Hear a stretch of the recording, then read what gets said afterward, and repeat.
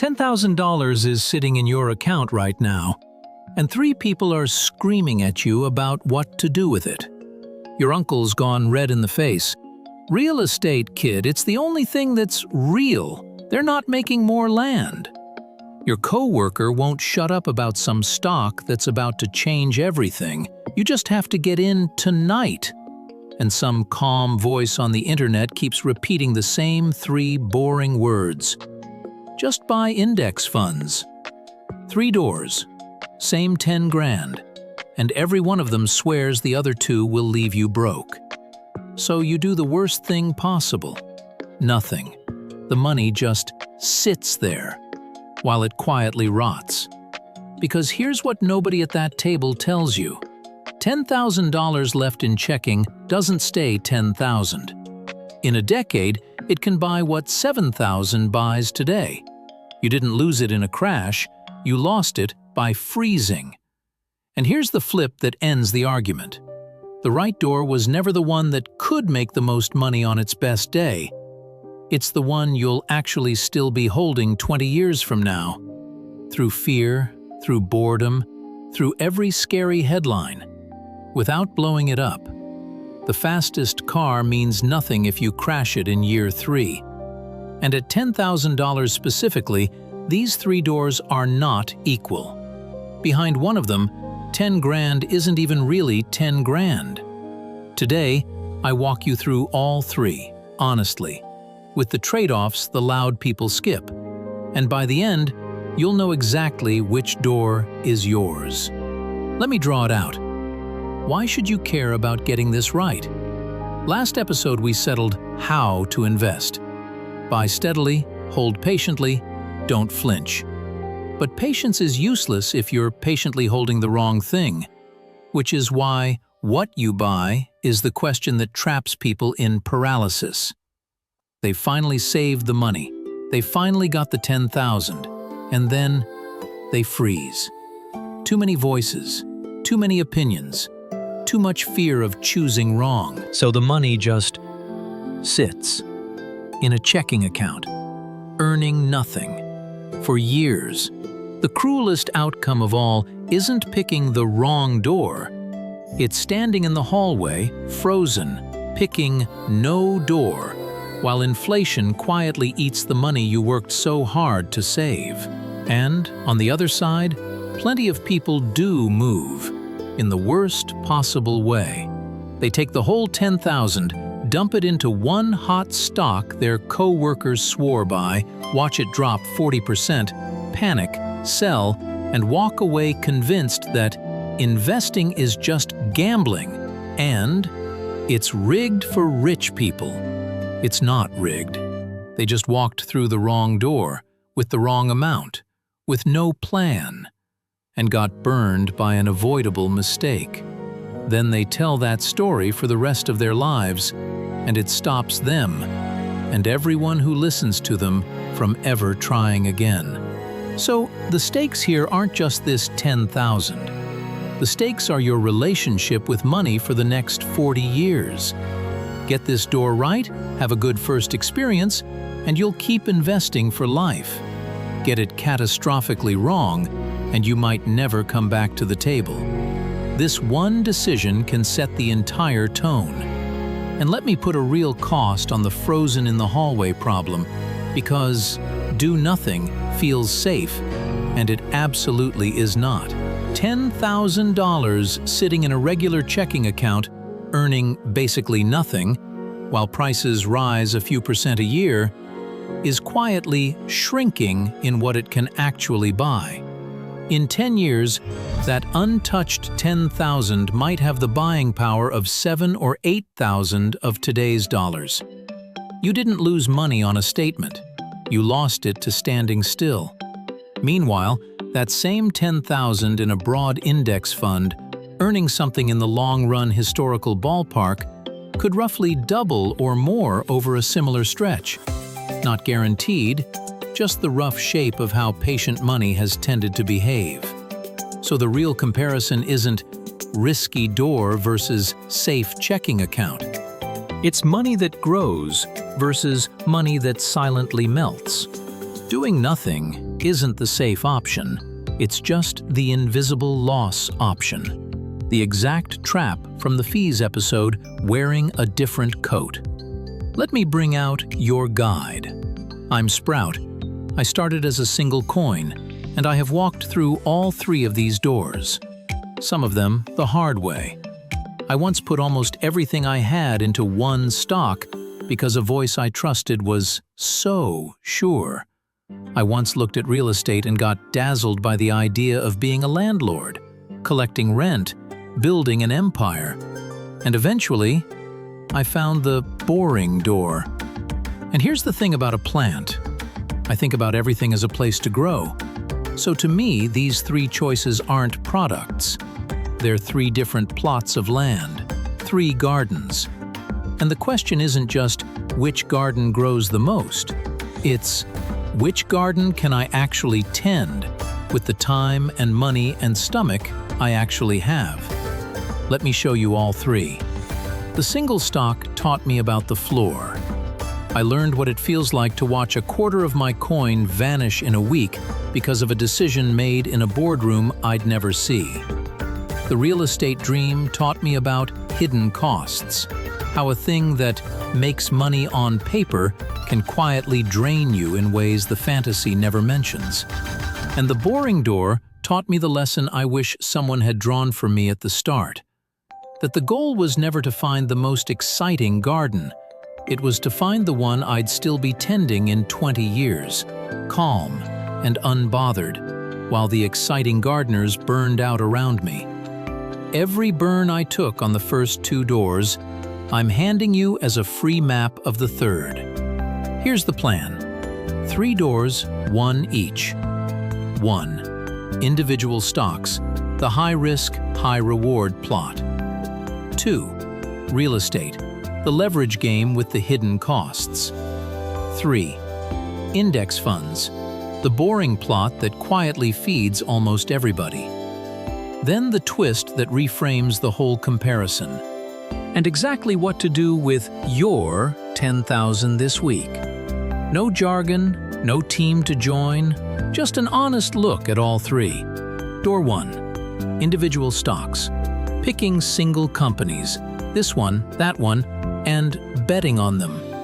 Think of this as the tiny plot where you plant one exotic, high-value crop.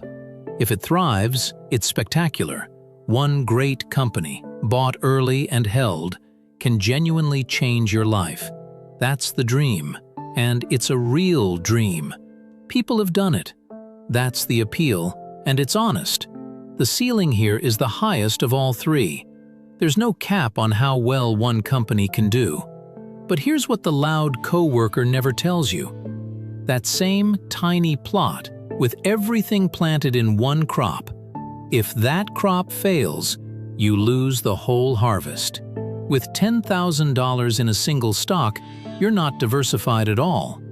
You've tied your entire result to the fate of one company. Its management, its competitors, its scandals, its bad quarters, things you can't see and can't control. Companies you've never heard of go to zero every single year. Big, famous, safe companies have collapsed. Think of the household names that were untouchable right up until they were bankrupt. If your 10,000 was in one of those, it's gone. Not down, gone. And here's the part that really stings. Even if you pick a good company, you still have to survive holding it. Great companies routinely drop 30, 40, 50% along the way to greatness. Can you watch your 10,000 become 5,000 and not sell? Most people can't, so they buy the good company, panic during a normal drop, sell at the bottom, and lose money on a stock that later soared. The company was fine, the investor's nerves were not. And let me kill the most dangerous belief in single stock investing, the belief that big, famous companies are safe. History is a graveyard of household names that everyone assumed were permanent. Think of the giant retailers, the camera companies, the phone makers, the energy firms that were considered absolutely untouchable. Blue chip, can't fail. Your grandparents owned it, safe. Right up until the moment they weren't. Some shrank into irrelevance. Some went bankrupt outright, wiping out everyone holding the stock. The name on the building doesn't protect your money. Companies are mortal, all of them. And when you put $10,000 into one, you've quietly bet that this particular company will dodge a fate that has claimed countless giants before it. Maybe it will, but that's a bet, not a plan. And it's a bet you're making with money you can't afford to lose. Sprout's honest take? I dropped a lot of leaves on this door. The thrill of a single stock is real, and so is the gut drop when it betrays you. With only $10,000 and a normal life, betting it all on one company isn't investing. It's a coin flip with extra steps. The ceiling is the sky, but the floor is zero, and you're standing right on it. Door 2. Real estate. The uncle's favorite. Buy property, build wealth, collect rent, own something real you can touch. Here's the thing that makes real estate genuinely powerful, and it's worth understanding because it's the real magic. Leverage. When you buy a house, you don't usually pay all cash. You put down a chunk and borrow the rest.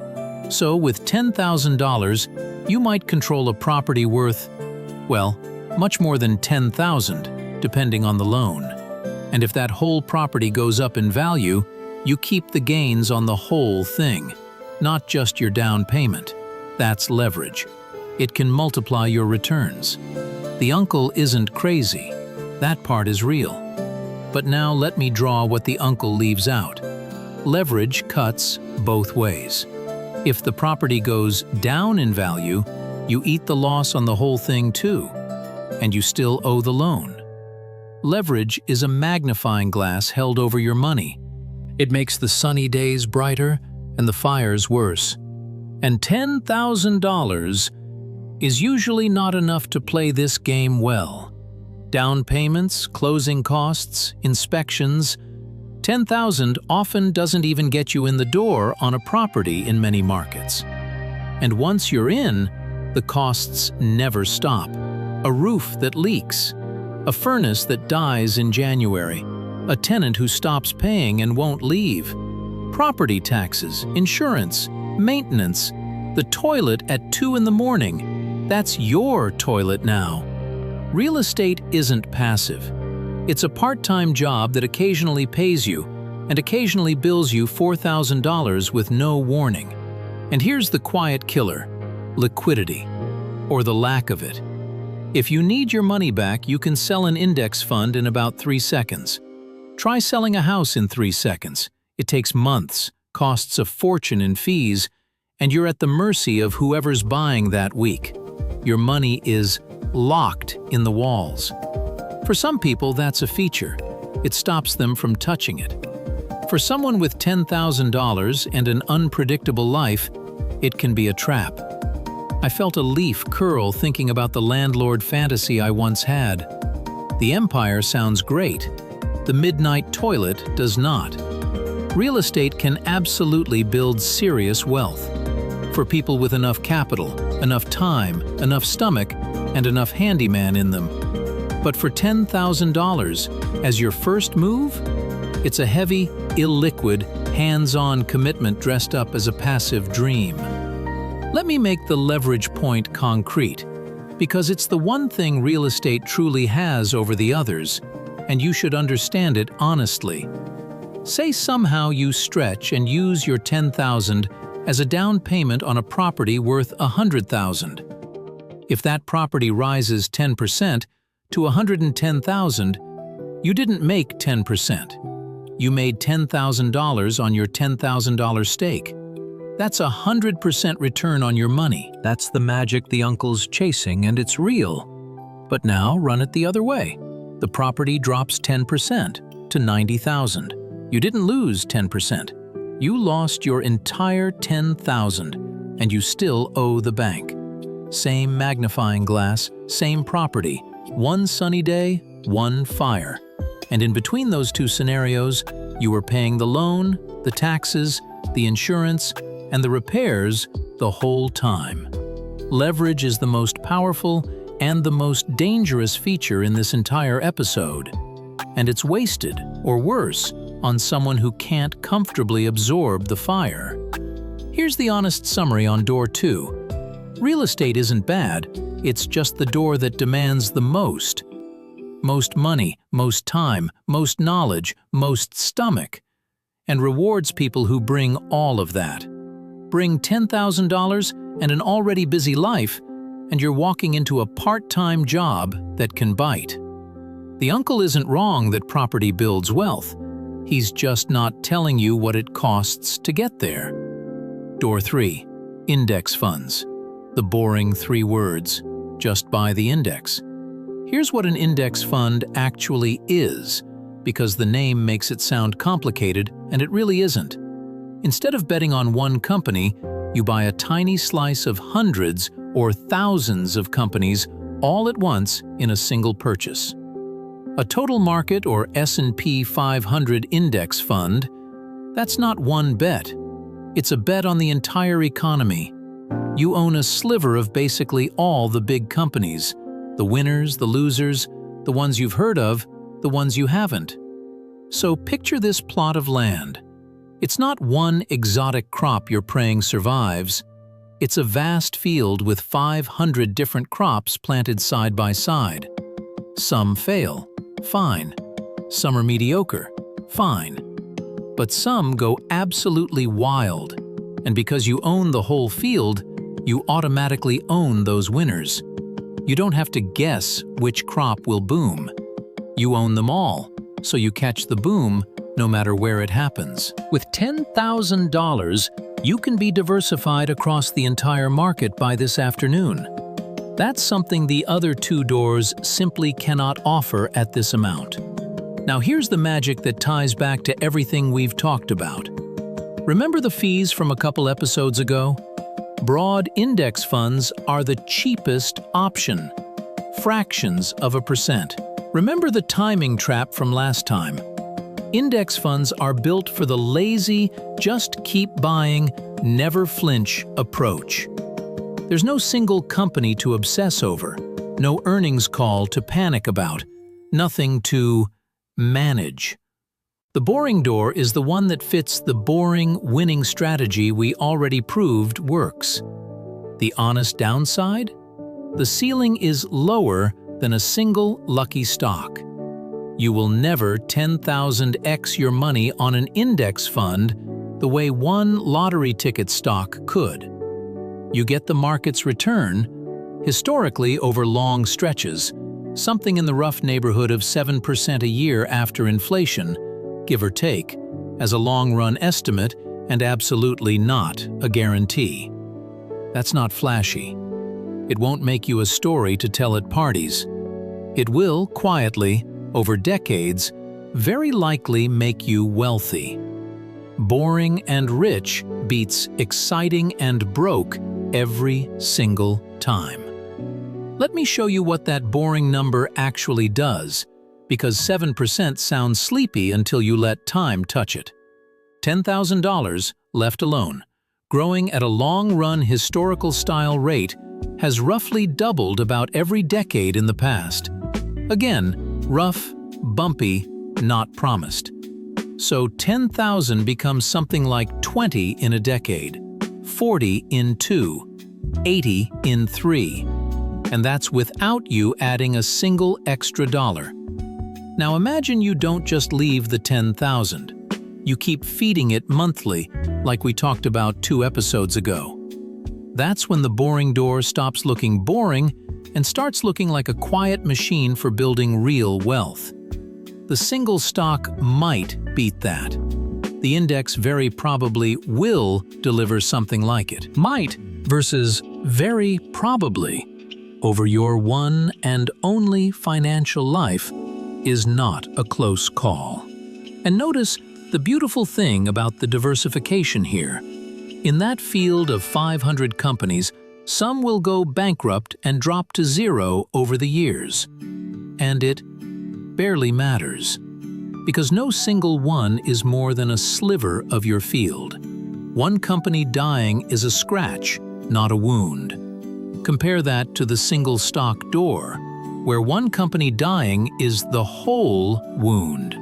The index doesn't need every company to win. It just needs the field, on average, to drift upward over time, which, across the whole economy, over long stretches, it historically has.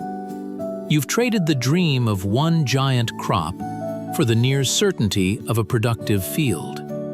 For most people, that trade is the smartest one they'll ever make. I grew a whole branch the day I walked through this door, because the pressure vanished. I didn't have to be right about one company. I didn't have to fix a toilet at midnight. I didn't have to guess. I just owned a slice of everything and let the whole economy do the work. The boring door turned out to be the door to the actual garden. Now, here's the twist, and it changes how you should see this entire debate. Everyone treats this like a contest: stocks versus real estate versus index funds. Pick a team, defend it at dinner. But that framing is the trap. Because the truth is, the best vehicle isn't a fixed answer.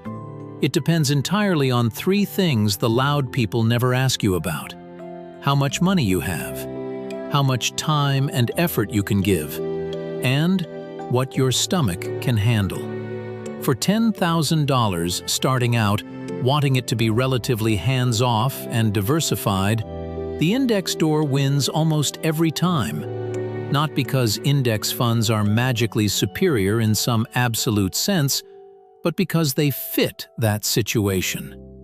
At $10,000, a single stock is too concentrated, and real estate is too expensive and too hands-on. The index is the only door where 10 grand actually behaves the way you want money to behave at the start.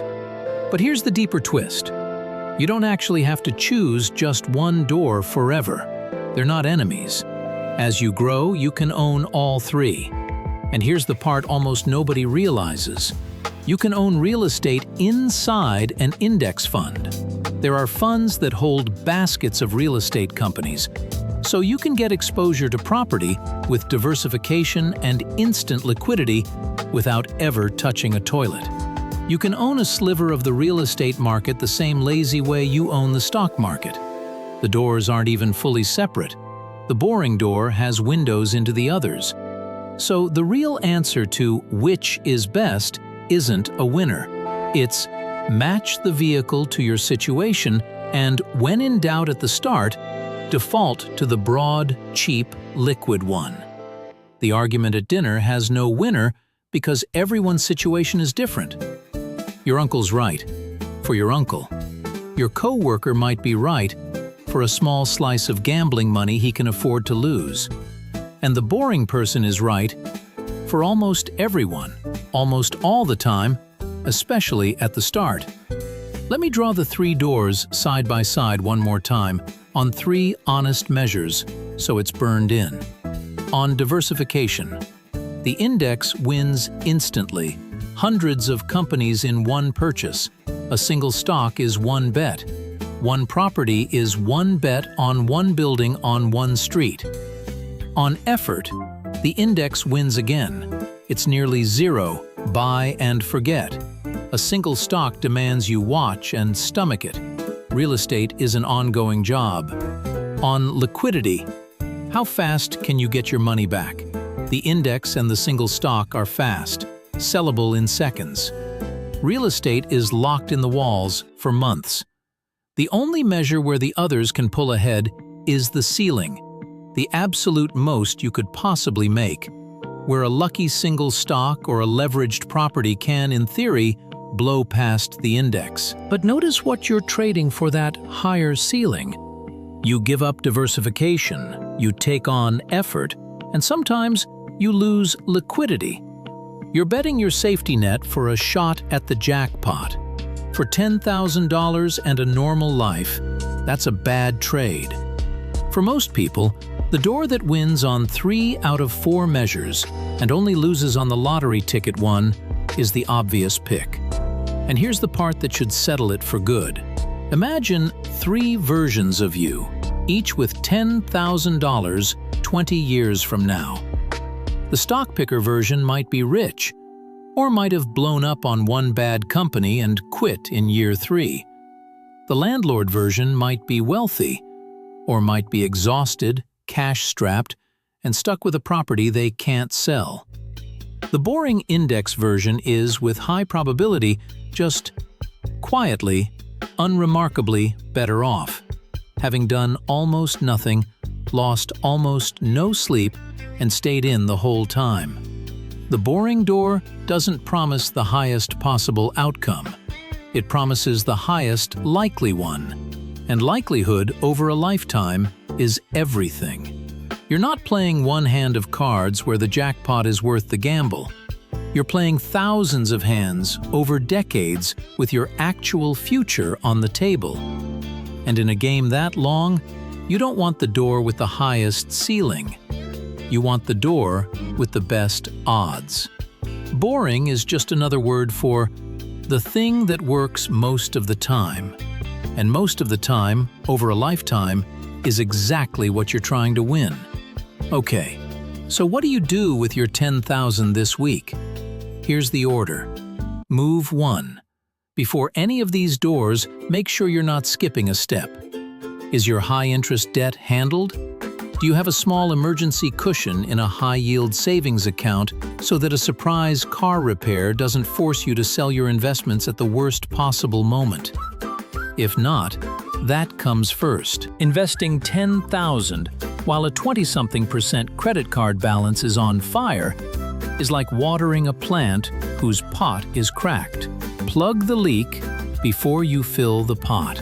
We'll go deep on that debt question very soon. Move 2. For the investing portion, default to the broad index door. Open a low-cost brokerage account and put the money into a broad, low-fee index fund. A total market, or S&P 500 fund, is the classic starting point. This gets your $10,000 diversified across the whole market, cheaply, liquid, and lazy. Exactly the setup that fits the strategy we've already proven. If you genuinely want some real estate flavor, you can put a slice into a real estate index fund. Property exposure, none of the toilets. And here's a quiet detail that matters more than people think. Don't just open the account and stop. The number of people who transfer money into a brokerage and then forget to actually buy anything is staggering. The cash just sits there, uninvested, doing nothing, because they thought moving the money in was the final step. It isn't. Moving it in is step 1. Buying the fund is step 2. And without step 2, you've just recreated the melting checking account problem inside a fancier app. So when you do this, transfer the money, then immediately buy the fund, then confirm it actually went through. Done isn't money in the account. Done is money invested in the fund. Move 3. If the itch to pick a single stock is real, and for some people it just is, do this. Take a small amount you can afford to lose completely. A fun money slice. Maybe 5% of the total, not a cent more. Put that in your one exciting stock if you must, and keep the other 95% boring. This scratches the itch without betting your future on it. If the stock soars, great, you celebrate. If it goes to zero, you shrug, because it was always play money. What you never do is put the whole $10,000 on one company. That's the move that creates the investing is gambling story for life. And one honest note, I'm a sprout, not a financial advisor, so for your specific numbers and tax situation, a flat fee planner is worth one conversation. And let me name the trap inside this move because it's sneaky. The fun money slice has a way of growing if you're not careful.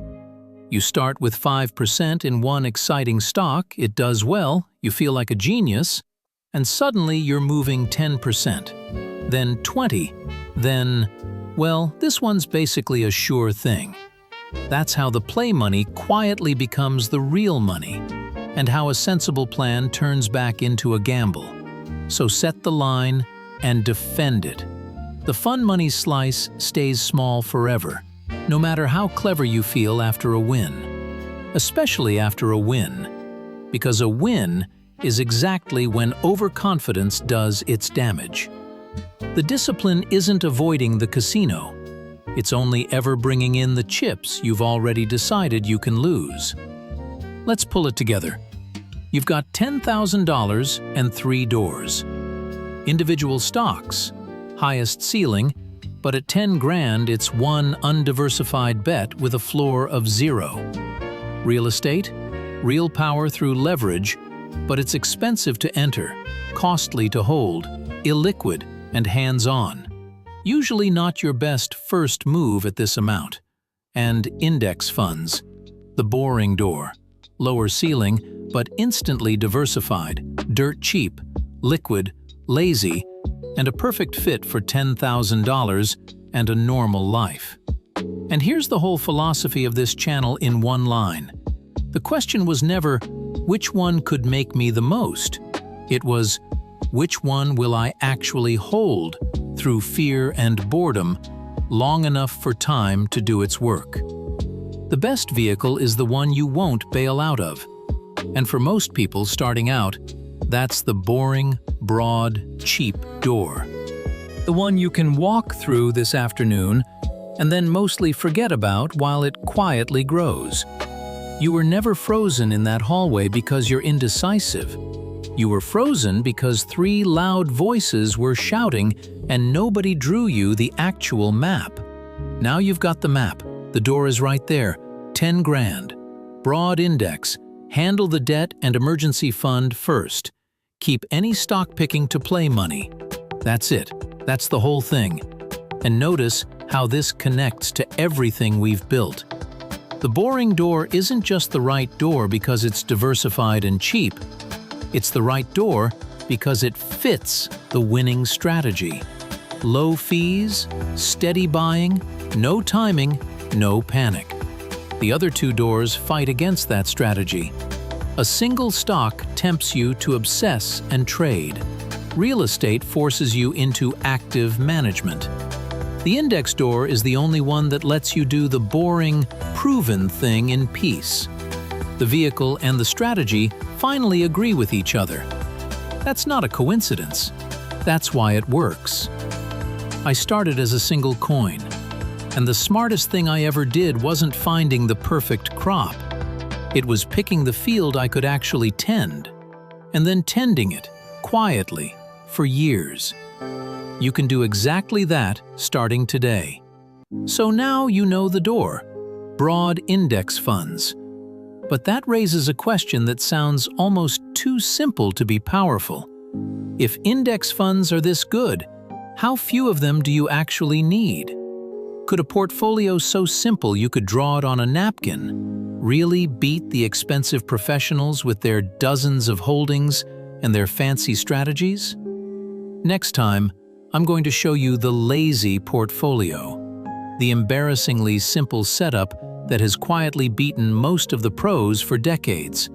3 funds, maybe fewer, and it might be all you ever need. I'll see you there. Keep growing.